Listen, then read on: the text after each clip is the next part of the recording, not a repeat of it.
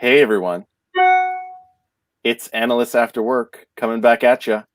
Vince, joined by the incomparable Deena Chadwick, Cheryl Lee. I'm so excited that you guys are finally both making your debuts on Analysts After Work. Welcome. Thank you. Thank you. Excited. Am I gonna have to Kind of scared at the same time.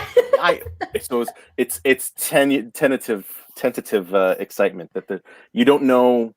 Because I mean, we checked in. I invited you both to be on the show.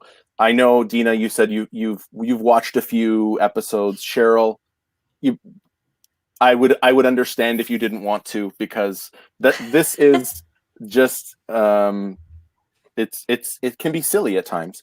But so I'm glad that it's like nervous excitement. I can deal with that. If you have seen the show, you know what my first question is, and I know that you both are ready. Deena, what are we bringing to the party today? I have an 18 Glen today, and my favorite. Oh, that's tremendous. 18-year-old single malt? It is. It is Beautiful. not my favorite. My favorite is actually Ardbeg. You know, that nice peat flavor. But it's it's right up there. Tremendous. Cheryl, I know you were like extra prepared. Yes, I can show for you this. what this was I wasn't sure 100% what type of show this was. So that was my safe choice. This is my green tea in my cute little bunny mug. But I did bring my adult beverage. Okay. And so I do have my red wine, Konzelman, excellent. drinking local. What grape? What varietal of grape are you? Is that wine? Oh my lord! No idea. This No- one came from no one's Niagara got the Cabernet first. Sauvignon. A Cab Sauv. Good. I tend to be more of a Merlot guy, but I can get down with some Cab Sauv. Cab Sauv. Cab Sauv. I'm not quite up to the Glen 18, but I am rocking some 12-year-old single malt from McClellan's, not Macallan's. I see AJ's online. He's probably gonna bust me for that one. It's not Macallan's. It's McClellan's. But it's fast becoming my house scotch, because then you have the special ones that's like, but then it's just my house scotch. So anyways, welcome and cheers. Cheers. And cheers to everyone. Jared, Amy, Judy, AJ, cheers. All right. Now, this one's going to get started a little different than some of the other ones. And I've already given you a heads up that this is coming. I want to tell a story about the first time that I met Cheryl. Cheryl, for those that don't know, was my CBAP boot camp instructor. It's got to be like 10 years, maybe. I think so. You were probably one of my first batches that I've gone through. You couldn't tell, Cheryl. It's been a long ass time.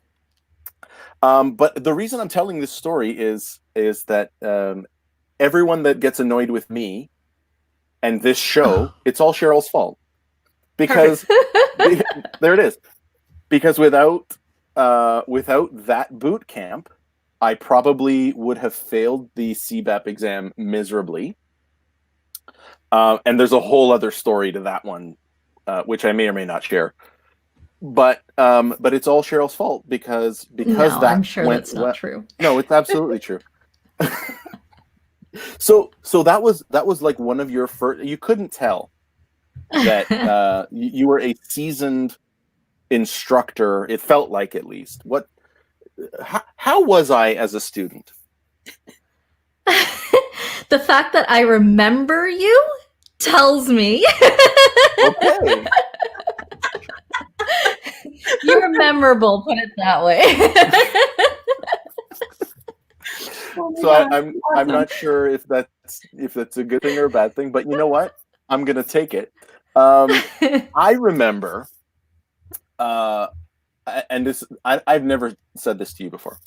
I remember it was like the second week of December or something, and just I was tired, and I was doing what I normally do, which is I had the audio on, and now that it's been 10 years, I can tell you I was not listening. I was doing other things, and there was one morning where you just destroyed us. And there was, I think, 5 or 6 people, and you gave us so much crap, and I felt so bad for like, yeah, whatever. I'm just gonna do my thing. I think I every other word you said after that was burned into my brain until I wrote the exam, and then I didn't need to remember it anymore. But like and we hadn't met at this point, and you were giving us crap. And it was great. That couldn't be me. I don't give people crap. It absolutely was. And I remember like, oh, okay, I should pay attention, because it was you know what you did? You basically called us on all of our crap. People were not participating, and that's what a good facilitator and a good instructor does. Is they can, even though we were all distributed. And that was, I think, what made it difficult. We were all in different parts of North America, and you were, where you were, trying to burn this information into our heads so that we could be successful. And you called us on it, and I want to say it still sticks out as one of those moments where I think without that, I wouldn't have passed the exam. I love it. So thank you. So see, I blame you, but then it's actually a good thing. So to Cheryl, to you, cheers. Oh, Cheryl. thank you. All right. So, yes. No. Yes. I'll tell you mine, but what is the craziest thing done in a meeting to force someone to pay attention? So I was in a room of 30, co-facilitating with someone else. Uh-huh. And the one person I wanted to speak up that I knew would be that devil's advocate we needed for the debate to start was in the phone, right? Completely in the phone. So I said, hold on a minute, guys. And I turned my body entirely around. I grabbed my phone and I texted him and said, Bob, can you look up a little? Oh. That's a tremendous move. That is great. I mean, that's going to be hard to top. I mean, Cheryl, what do you got? I'm a lot more subtle than that. That's bold. Even what Vince was saying, I was like, I did that. Yeah. Why would I lie? I mean, no, I do the casual stroll around the room, but that's about it. Like, I'm pretty calm. Yeah. I for a while I had a Nerf gun that was used as this is in my Six Sigma teaching, and it was used as a lesson of like variables and all that crap. But I would every once in a while, if you see that someone's not paying attention, you do like the cocking motion of just, and if they don't notice that, I got pretty good at winging right by their head, and then I felt I can't really do that because that's not really cool. But I do the walk around. I will do the call on. What do you think about that, Dave? And then their head, they perk up. But I mean that's and we're all trainers and speakers and facilitators, and you learn those little things, and that's one thing that I found has been a little bit more challenging in this distributed world is how do you know? And this was the challenge that you probably faced, Cheryl, when we were in CBAP boot camp. There was no video. It was just all audio through the internet, because this is like the early 2010s. We didn't have Zoom, right? So, how do you know that someone is or isn't paying attention? And generally you can tell by the level of engagement and asking questions and all that. But, you've got to come up with these tricks. So Deena, how do you do it in a distributed world? What's the craziest thing you've done? Coughing. I love the coughing. Everybody when you cough. They're like, are you okay? I'm like, yeah, just making sure you were listening.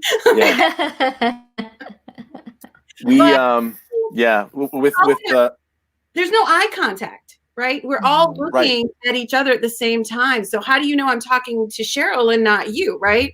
So it's constantly saying someone's name. I love that additive of the name because it kind of wakes everyone up to pay attention. Right. Because the person wants to know, why are you talking to me? And then everybody else is like, well, why are you talking to them? Right. Well, and it takes a fair bit of practice to look here. Yes. Because you are here.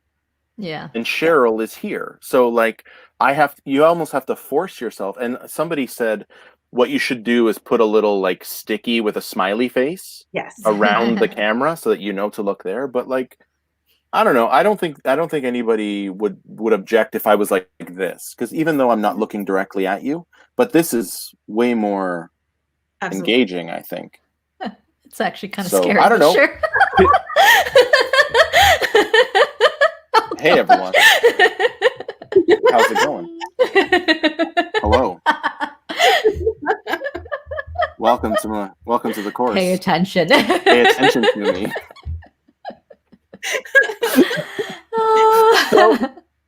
So yeah, I mean, I'm interested. I know we've got some seasoned facilitators in the group today. Judy's here. I'm sure Jared has led a workshop or two. I'm interested to know what they have to say on this subject. But I want to jump to something because we've got the lovely Amy Riddell joining us today, and Amy is absolutely right. We were supposed to be in Chicago for BA World Chicago this week, and Deena, you and I were chatting a little bit before we came on around how have you adjusted to not doing the speaking and not doing the traveling, and so how are you doing with that? It sucks. I'll be honest. I miss it. I want to be in Chicago. I want to be hanging out with everyone. I miss you, Amy. I miss all you guys, actually. Judy, we just connected virtually and we've seen each other passing. I was really hoping to get a chance to get together. Yeah. And it's a loss. I mean, it's like like we were talking, it's my professional vacation. Yeah. For fun. But at the same time, learn more and become more. And I'm missing that. And it's, you do what you can in the virtual world. And thank goodness people like you are bringing it, back to us in every way you can. But yeah, it's funny. Like this, I know that I've done this a few times for Amy's conferences, because it replaces the traditional, Monday happy hour. I still can't believe I've done I think this is episode 25 or something. Like, it's ridiculous. It's a stupid drinking show, and yet it works because it's not about it. This is the stuff that we would have been doing at the hotel bar in Rosemont, Illinois. Yes. Anyways. This is what we would have been doing. And so it just replaces that. And really, as much as, this is well documented on the show, as much as I am an introvert, I still miss people, which is weird because I normally don't like people, but I still miss, I miss the people that I miss. So, yeah. You're a scary people watcher because when you get quiet, I see you watching people. And I'm like, what's in that mind of his? Yeah. I was actually having this conversation because we were also saying that, we have the day job and that's what keeps us busy. So as much as we miss the traveling, there's still a lot of work. And I was having this conversation with someone where I find that I'm doing a lot more coaching now. Of coaching peers, coaching team, versus being the doer. I'm tired of being the doer. I don't want to be the doer anymore. I don't want to lead the workshop, but I'm okay with teaching people how to lead the workshop. And so I was having this conversation with somebody, one of my colleagues, and she said that the way that they know that they're doing okay is that I'm quiet. Like if I have nothing, if I say nothing, it means that everything's going okay. She's like, as soon as and we're in these like epic workshops at the moment. She's like, as soon as we see your camera go on, everyone thinks, oh shit. Uh-oh. Uh-oh. I mean, oh man, what's the problem now? And I'm like, you're right. Like, and even that, before it gets to that point, I will use a separate chat to try to influence people and get them to say the thing. Because at the end of the day, if I keep saying it over and over, if I'm the squeaky wheel, eventually everyone tunes me out. Mm-hmm. But if I can get other people seeing what I'm seeing, then it's a good. It is scary though when I go quiet, because there is the wheels and the machinations never stop. Yes. So, and it's all Cheryl's fault. It's all jeez. Here we go again. Listen. You were there at the beginning. That's it. Like, you were there at the beginning, and you get the credit for that. And any crap as well. Yeah, I was gonna say that. It's more so the crap, probably. I think we've done okay. We've both done okay since then. We have, so, and I love that we still keep in touch after all this time. it's yes, and here we're just gonna get really open here.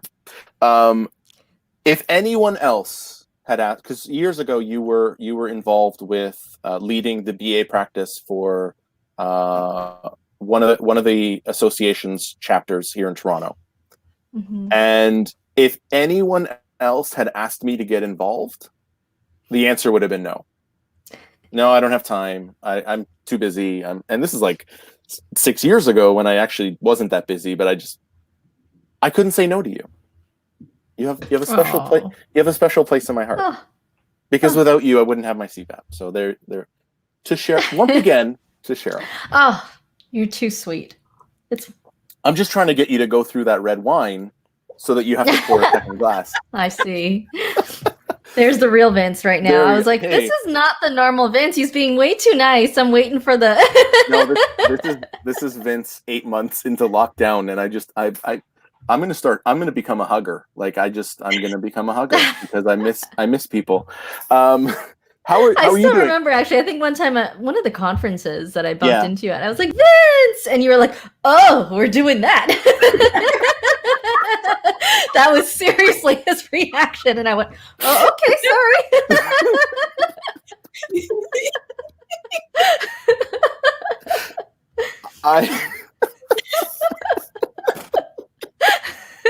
I am not a hugger. I'm just not. But I learned. But I think if that same thing were to happen now, I don't think you'd get the same reaction. Maybe because of COVID, we will. That's what I mean. We're all gonna get that reaction. COVID aside. But sure. So how have you been handling being in lockdown and just doing what you do? And I know you've put out some stuff around the PMI BA certification, which I've heard great things about. Not the certification, but your course. How are you handling the current situation? The interesting thing is, it's not all that different for me. I mean, when I was consulting, it was working from home most of the time, supporting virtual teams anyways. And from the training perspective, I mean, obviously, I do miss, being physically in the classroom, but we also did a lot of virtual training. So again, it wasn't, that far off. It wasn't like a whole new skill I had to learn or anything like that. So yeah, I've always also been a homebody. It's not like I went out and, partied all day, all night or anything like that. Beyond that. So yeah, hasn't been that much different. So I've been spending a lot of my time cooking. So I've been doing a lot of quarantine cooking. Okay. Anything good? Because I mean, we're both Toronto. Anything good? Oh, you're curbside pickup? Yeah, curbside pickup. my family's been doing a lot of curbside pickup, so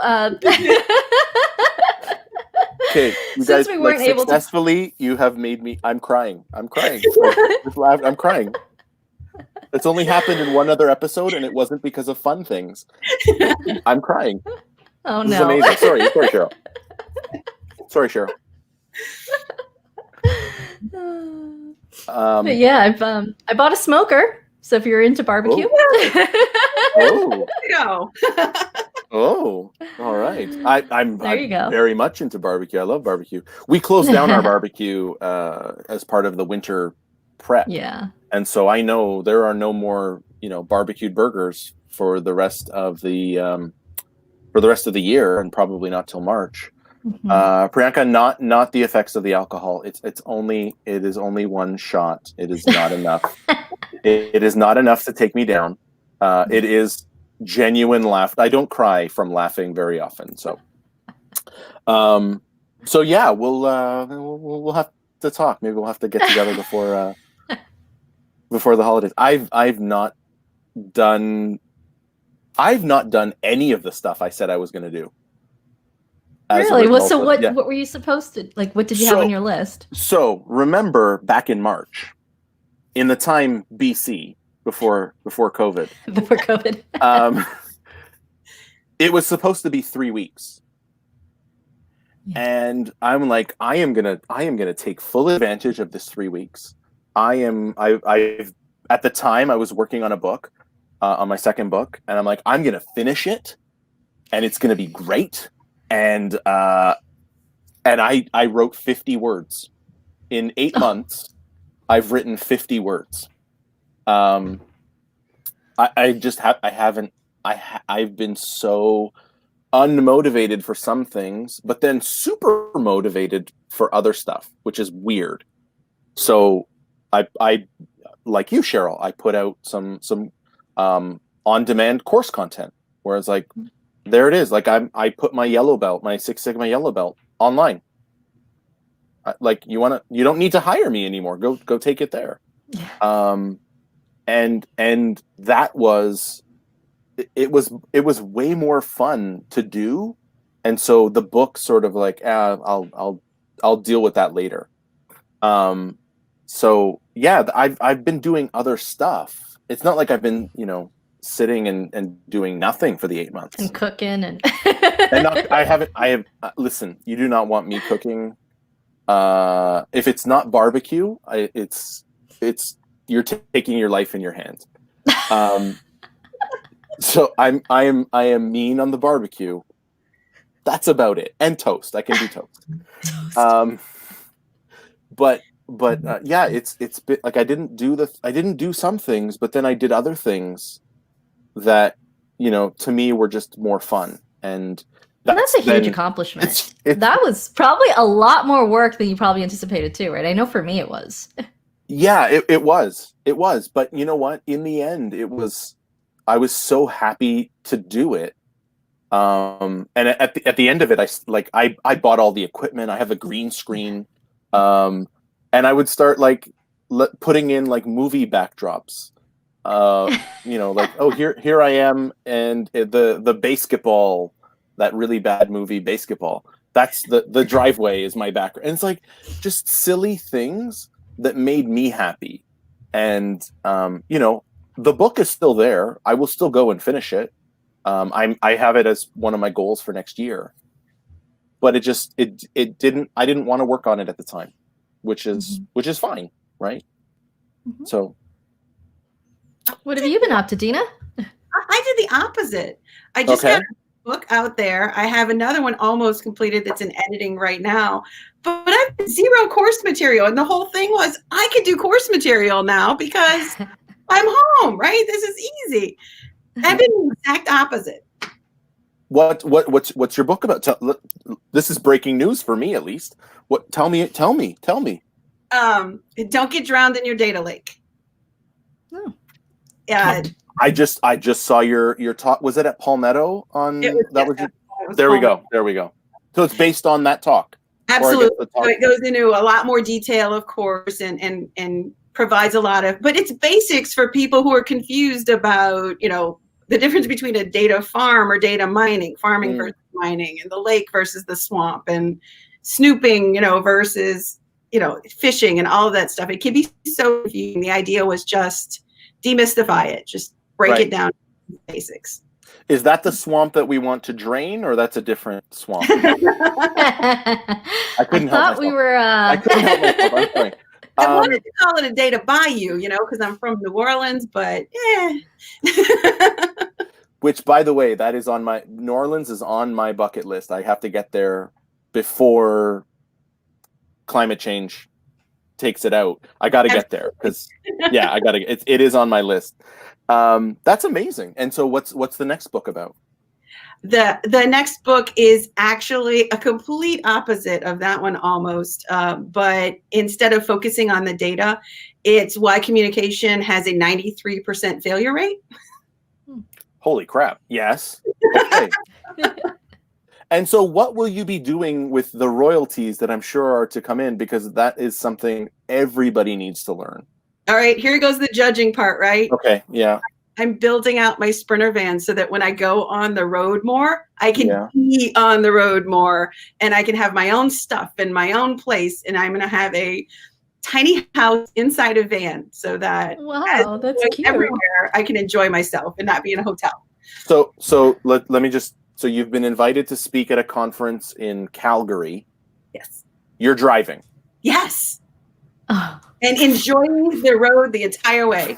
I've driven to every conference I've been to already. oh This, wow.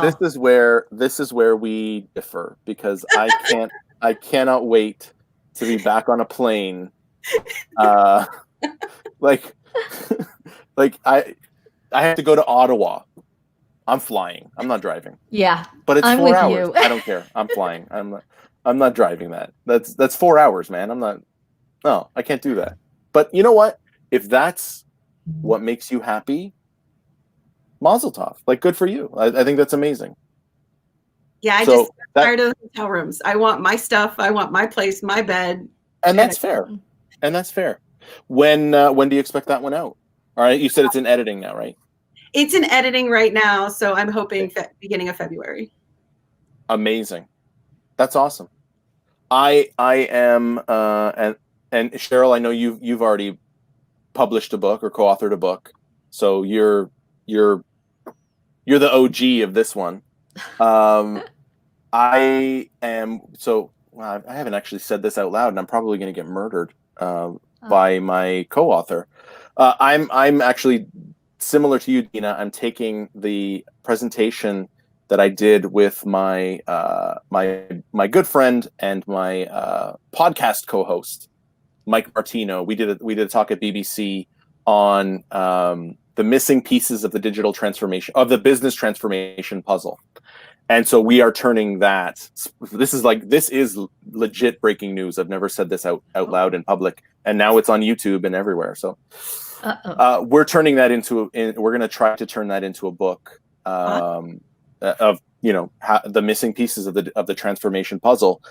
Concurrently, I'm writing another book on my own, based on my course, the Enterprise Analysis Not as Usual, which is the not so beginner's guide to strategic business analysis. Exactly. So, like, I'm gonna do what I did 2 years ago and say I'm gonna write 4 books this year, but I actually might do it.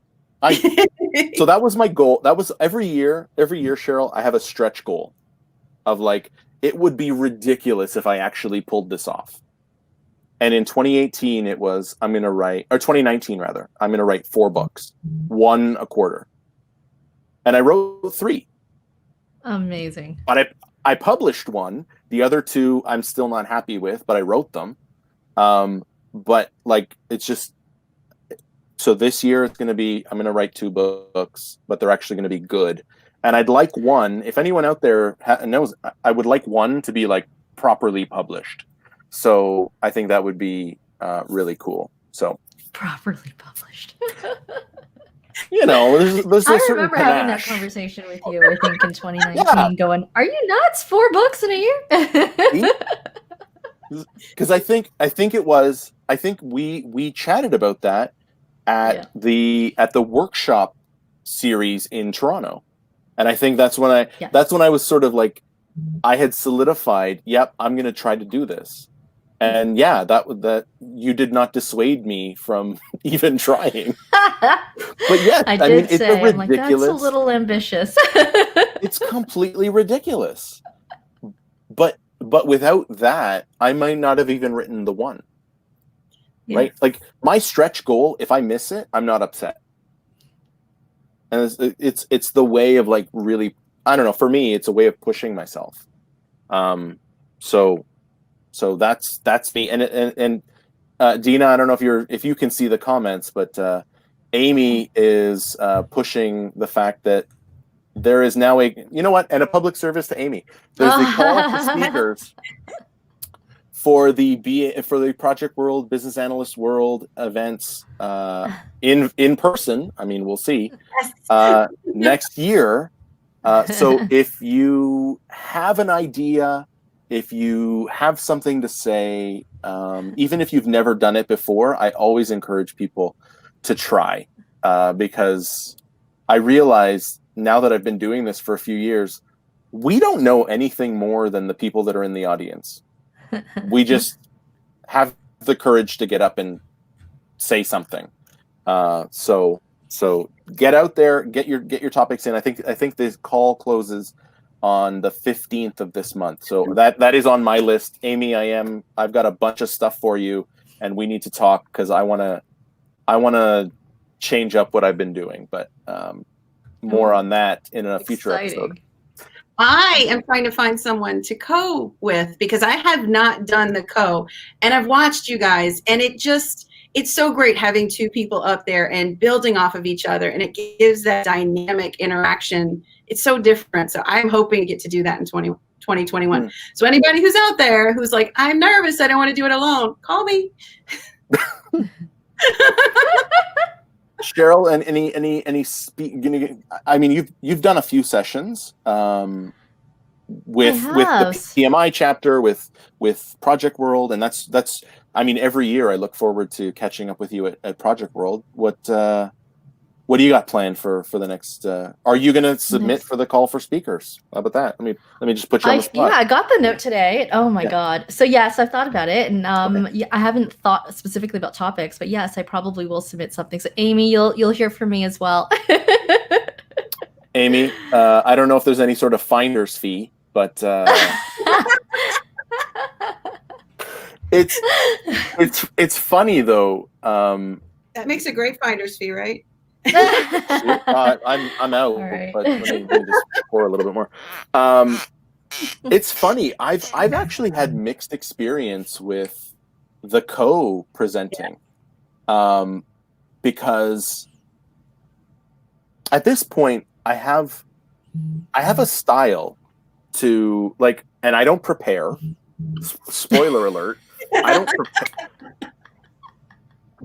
I don't script what I'm going to say, but I know enough about my topic that I can get up and talk for an hour. That's the way I sort of look at it. So, because the first talk I ever did, I had scripted. And as soon as somebody asked a question and threw me off, I was done. So the fact that Amy asked me to come back, like, I don't know. Right? That's the best feeling ever, right? When you get called a second time. Yeah. I guess I didn't screw up that badly. Yeah. But I mean, oh geez. Yes, there is a finder's fee. I have to pay it though. Okay, so thanks, AJ. I don't know what I was going to say at this point. So, co-presenting. You have to be careful because you have, like, the reason the presentation that I did with Mike worked so well was, I mean, we record a podcast and publish a podcast every week. And we're up to like episode, I think 37 or something right now. But this is also our 4th podcast. So him and I have been bantering for 5 years. And we work together. So like it's Yeah, you need to find someone who has that similar style that you jive with. And you have that rapport, right? Yeah, Otherwise, it can be difficult to like. There was a presentation that I did several years ago that I co-presented, and during the parts where I wasn't speaking, I didn't know what to do. And so I end up being that weird guy, and this is in a room of like 500 people. And I end up being that weird guy who's just walking around, like looking intimidatingly at people, like, you paying attention? And I actually got into a serious argument with a participant in that session about government. And anyways, the less said about that, the better. But Okay. it was the first time I had gotten into an argument. That one was over government, and the other one was over Brexit. Just, hey, I'm controversial. What can I say? But it makes you fun. It's I can't help but be me. That's it. This is what you get what you get. And it's my fault again, isn't it? No. and it's absolutely 100% the fault of Cheryl Lee. Cheers.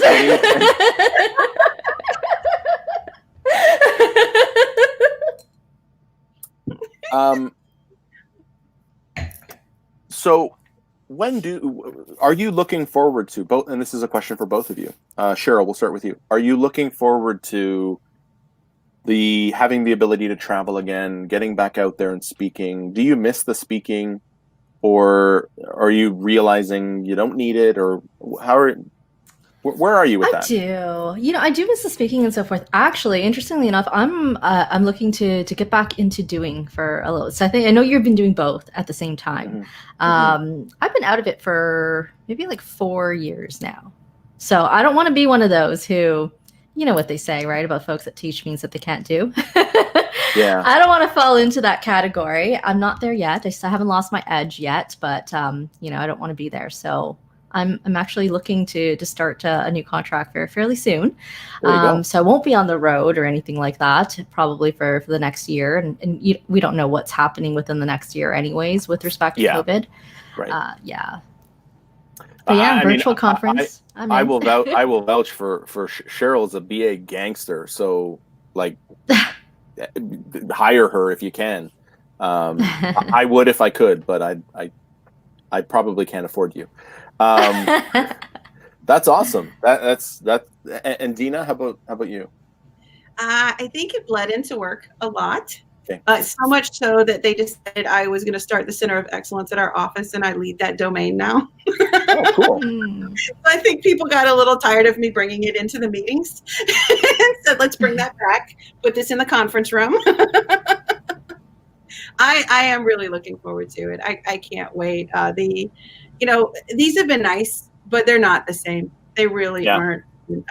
It's so funny because the day before the call for speakers went out, Unity was available for us to submit, and I was already submitting because I check that thing once a week. Now wait for the email to come out. No, I'm checking. When is it open? You know what? Be proactive. It's fine. Be proactive. Like get it in.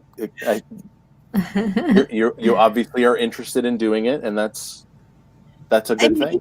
Even if I'm not speaking, going there and being a part of it and watching these, I'll share with you with the Center of Excellence. I was bragging about you, Vince. Of course, you invited me to this, so of course I was going to brag about you. But I accidentally said, okay, you guys have got to check these out. You've got to have an opportunity to come, and you'll never guess what I said. I said, I cannot wait till you're able to understand why I say it's important to slay babies and ugly dragons. We don't slay babies. It was the worst moment I've ever had in a room because there was fun, and I didn't realize what I had done until after I did it. Yes, we don't slay babies, and I will not say it. No, I'm crying. But after we're done, I will tell you the moment where I thought I've made that like in Arrested Development where it's like I've made a huge mistake with Job. I made a huge mistake calling my talk "Ugly Babies and What to Do with Them." I like, and Amy knows this story, and I'm not going to tell it now. But just as a frame of reference, my reaction to the comment was, and I just backed away, and then I went, "Yeah, I'm not answering that question." I would never do that in a talk. I'm like, "Yeah, I'm not answering that question. I'm next." Like, I'm not touching that. But we hunt dragons. Yes. We hunt dragons, or we slay dragons rather, and we identify the ugly babies that exist in our organizations. And I'm actually going to be doing ugly babies for two. I've got 2 talks left this year. And the fact that it is named Ugly Babies is absolutely Cheryl's Thank fault. you.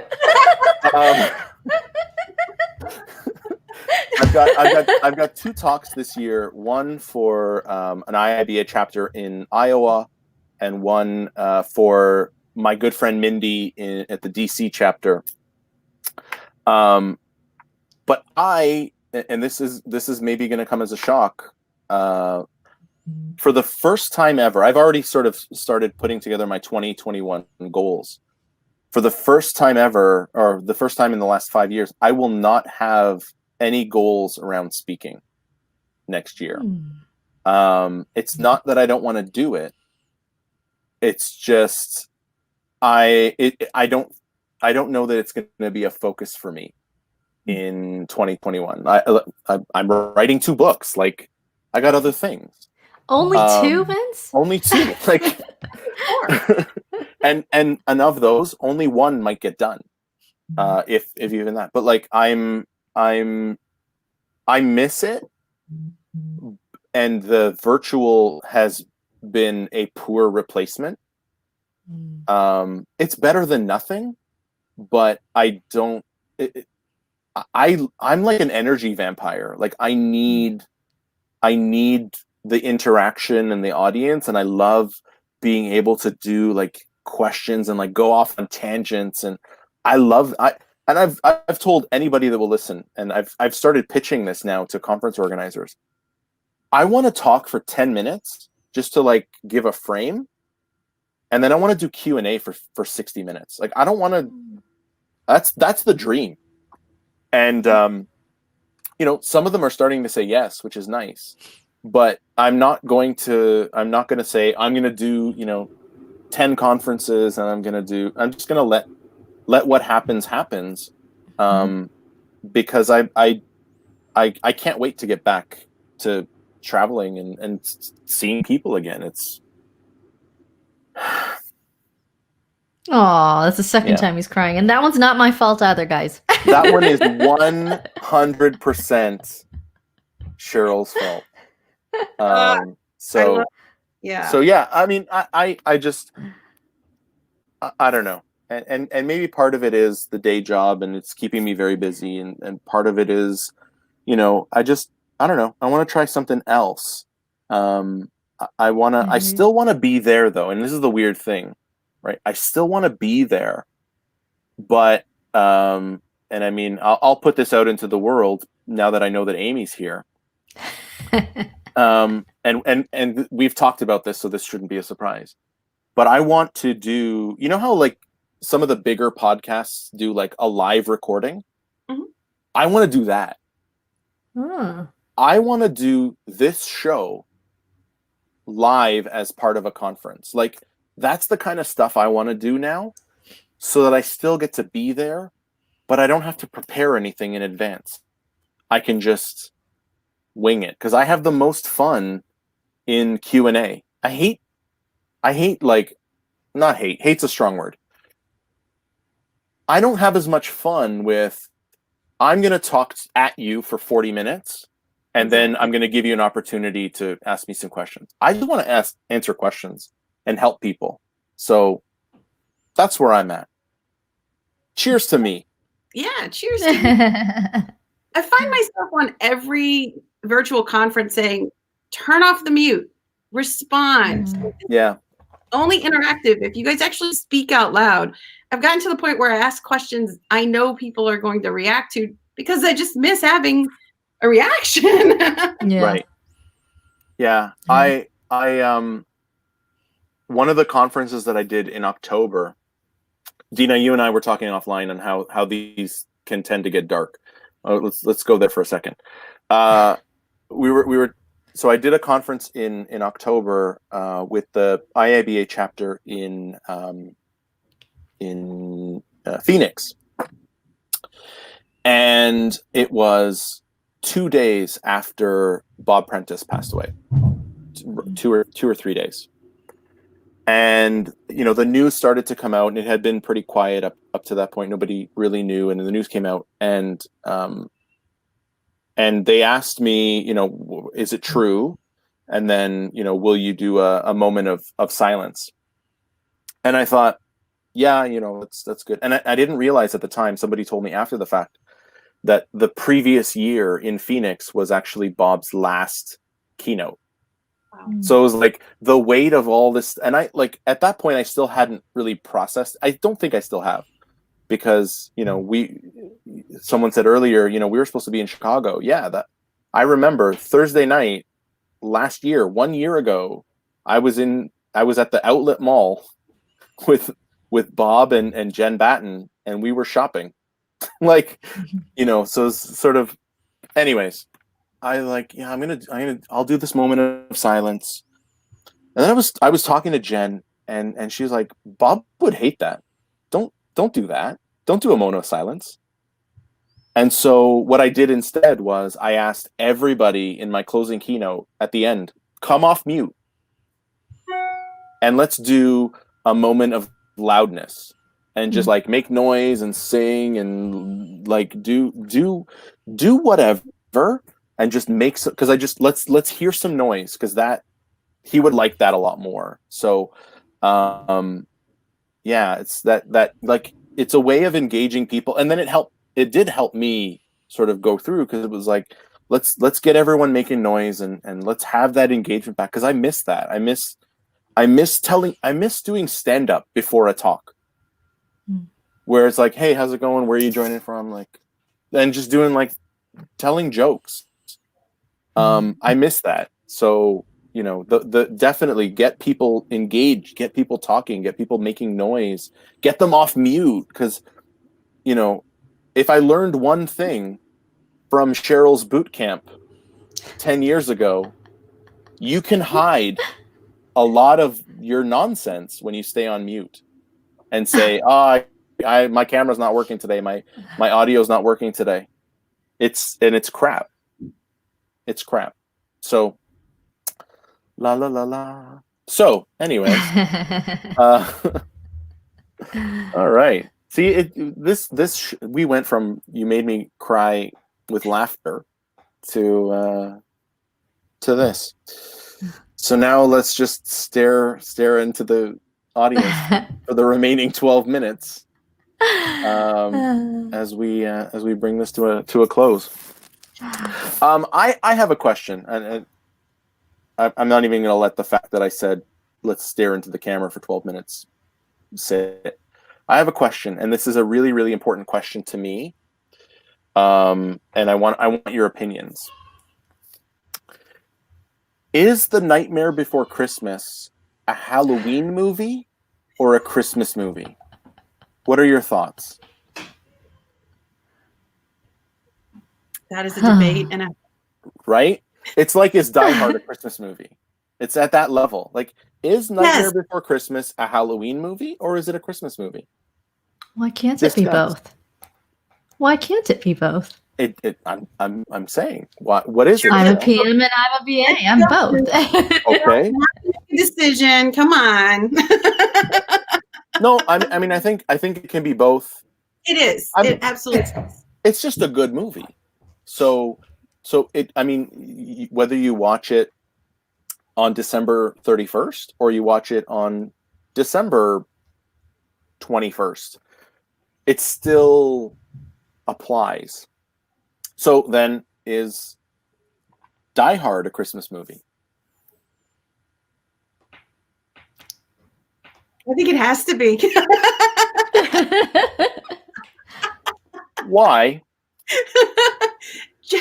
It has that Christmas feel to it. It absolutely does. And when Christmas time comes around, I feel like I need to watch Die Hard as much as I do It's a Wonderful Life. Okay, respect. Cheryl, where do you stand on Die Hard? I get that. I guess it's, yeah, you're right. I guess it's that feeling. Does it make you feel like it's Christmas? Then it's a Christmas movie. Okay, I'll go with that. So what are some other movies that get you excited for the holidays? Because I've got a list. So what are some movies that and you have to watch each one before the 24th? What are some of the movies, Cheryl, that you need to watch ahead Home of Alone. whether it's Christmas or whether it's Hanukkah or whether, like, it doesn't matter. What are some of the Home Alone? Home Alone, I think, is one of Home those as well. Okay, Home Alone. That's a good one. That's a solid one. Yeah. What was your take on when they did Home Alone 3 with the different kid? I don't remember Home Alone 3, so that tells you Perfect. something Good there. answer. Good answer. It's like Rocky 5. Rocky 5 didn't exist. Rocky Saga ended when he knocked out Ivan Drago. That was the end of the movies. That's it. That's it. So Home Alone. Just Home Alone then? Home Alone, and I'm still into The Grinch. Oh, Christmas Story. I like that one. Yeah, Christmas Story solid. I know Amy The has leg the lamp. lamp from the Christmas Story. Which Grinch though? So we're going down deep here. The Jim Carrey one, the Benedict Cumberbatch one, or the original one? I like the Jim Carrey one. Okay. Respect. Okay. And let me hear your list. What's your list? No, and I mean there are people that I know that will refuse to watch the Jim Carrey one because Jim Carrey is Jim You Carrey. either love him or you hate him. You though. do. He's one of those guys. Yeah. So for me, and this is my list, but also the fam's list. Elf, Mm. which if my kids had their way, we would watch Elf every day. And I don't know I don't know if I'm ready for that, but and there's some good ones coming into the chat. I like watching the Rankin Bass specials. So Frosty the Snowman, Rudolph, of course. Reindeer. Mm-hmm. The other ones I can do without, like the one with the story of Santa. I could do without that one. But the Rankin Bass stuff is pretty solid. But I mean, it is not the holiday season without National Lampoon's Christmas Vacation. You have to watch that movie, or I have to watch that movie. I love the classics. Miracle on 34th Street, absolute have to, right? I've never seen that movie. Any of them, huh? Miracle on 34th Street. I've never seen it. Yeah, there's a couple of them out there. There's some remakes. So, Okay. but I love the classics. So, the It's a Wonderful Life and the Miracle on 34th Street, those of that nature. I love those because it reminds me of my childhood. Yes, I'm old, but they were my mom's favorite, so they became my favorite. Right. We're all of a similar vintage. We're all close enough. It's fine. And once you get into professional levels, age doesn't matter as much. It's not even the movies as much as it is. I am now sick of the songs playing on the radio. That's when I know it's Christmas time. Yeah. Yeah. Charlie Brown Christmas. Yeah. Charlie that's Brown one Christmas, that solid when I was a choice, kid. right? That's a solid choice. Right. Yeah. Where do you stand on singing Christmas songs before Halloween? No. Yellow card, red card. No. All right. I saw the tree on the car the day after Halloween, and I thought that's pretty crazy. Like we're still, we need Thanksgiving, and you've got a tree up already. Wait a minute though. And I do want to give you some credit, Deena, because I was having the hardest time booking people for this week, for last week. And people were just like, no, no, no, I don't want that week. No, no. And you were the first one to say, no, it's American Thanksgiving. And I thought, oh, of course no one wants to be on the show. It's American Thanksgiving. So November 1st is Christmas season for us up here in Canada. Yeah. Like, yeah, you still have your Thanksgiving. So, but we had ours a month ago. Like, Yeah. we're good. We're done. So there's nothing. October. There's nothing. There's nothing. And I think that's the difference. That's the difference for me is I'm like, you've given me a holiday. I'm not done with the next one yet. And you're giving me the next one after. I hear you. Right. You know, so does 4th of July come before Easter? Right. Right. Should you be lighting fireworks before Easter? Probably not. And should you ever even care about 4th of July? Right. We're aware of the 4th of July. We don't observe it, but we have Canada Day, July 1st. Yes. So, but yeah, I think that's the difference, right? Like we have no holiday in between Halloween and Christmas. That is true. So we start, like, you start seeing the stuff at Walmart on November 1st. I mean, you start to see it before, but November 1st, like everyone's, my tree has been up for 2 weeks. So not my call, but whatever. Ours went up last week. But I usually am, you're right, a lot sooner than that. Usually as soon as Halloween's done, because we put away the Halloween decorations, and you just, when you're putting those away, you take the other ones out. So Right.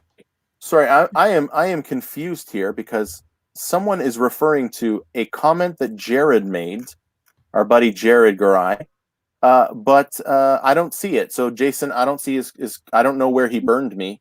I don't know. I don't know what to tell you, brother. But there we go. We are coming, folks. We are coming to a close. The hour has flown by, as they say. We've got a couple minutes left.